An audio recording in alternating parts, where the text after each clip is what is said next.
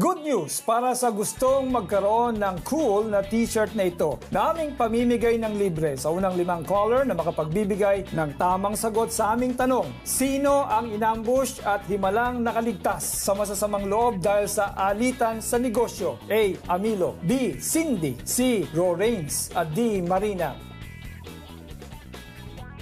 Talagang laganap sa lipunan ang droga at iba pang bisyo.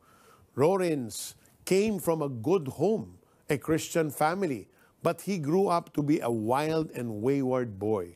Let's hear his story.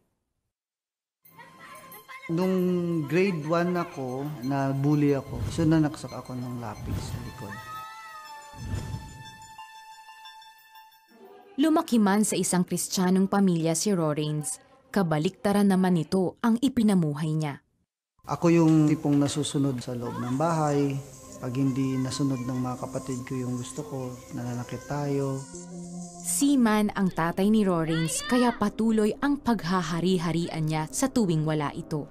Nasasaktan ko yung mga helper dahil pag may papaabot na isang bagay at parang matagal, minsan nababato ko. Naghasik siya ng kasamaan maging sa labas ng kanilang bahay.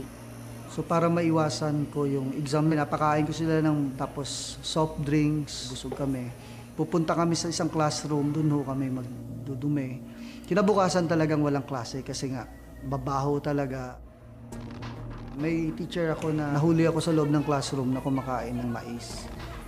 Sa galit niya, syempre nabato niya ako ng eraser. Binato ko rin siya ng mais sa mukha. Pag natutulog po ako, iniisip ko rin of all Christians, parang ako yata yung pinakamasama. Hindi po yun nawala hanggang mag-college.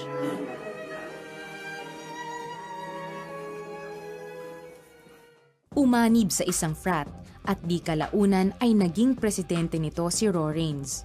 Dahil sa impluwensya ng bawal na gamot, kung ano-ano ang naging trip nila sa buhay.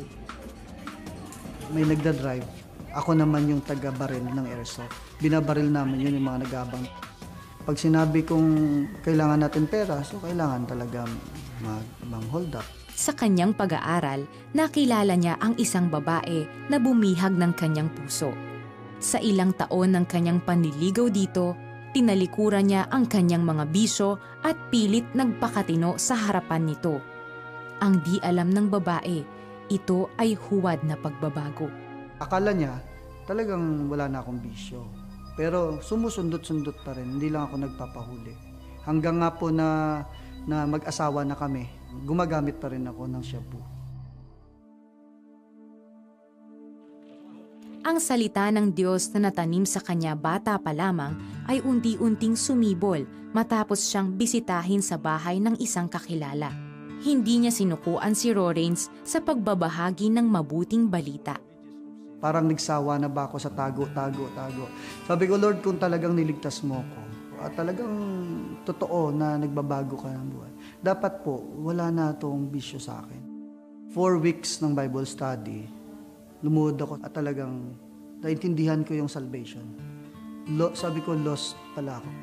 Tumanggap ako sa Panginoon, pinagsisihan ko yung kasalanan ko. Hindi naging madali ang laban ni Rorains sa pagbabago. Salita ng Diyos ang naging sandata niya upang mapagtagumpayan ang kanyang mga bisyo. Philippians 4:13, I can do all things through Christ which strengtheneth me. Una, paano ko magawa na iwanan yung bisyo kung wala kay Kristo? Pangalawa, paano ko baguhin ang buhay ko, sarili ko kung wala kay Kristo? Maniwala man sila sa hindi, unang-unang nawala sa akin yung pagdasyabu. Yung Holy Spirit talaga yung usap. Doon ako nagka-interest manalangin kasi nga na-appreciate ko yung salvation ko Dahil sa kanyang pinagdaanan sa kanyang kabataan, malaking adhikain niyang maibahagi ang pag-ibig ng Diyos sa susunod na henerasyon.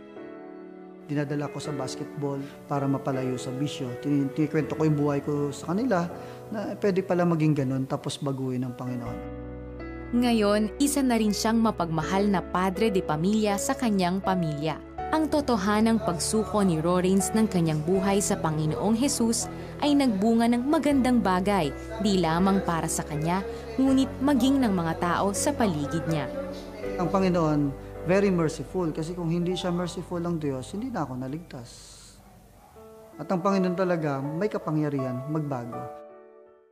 Sumabay ba kayo kanina sa pagdarasal at tinanggap si Jesus bilang iyong Diyos at tagapagligtas? Ibahagi nyo naman sa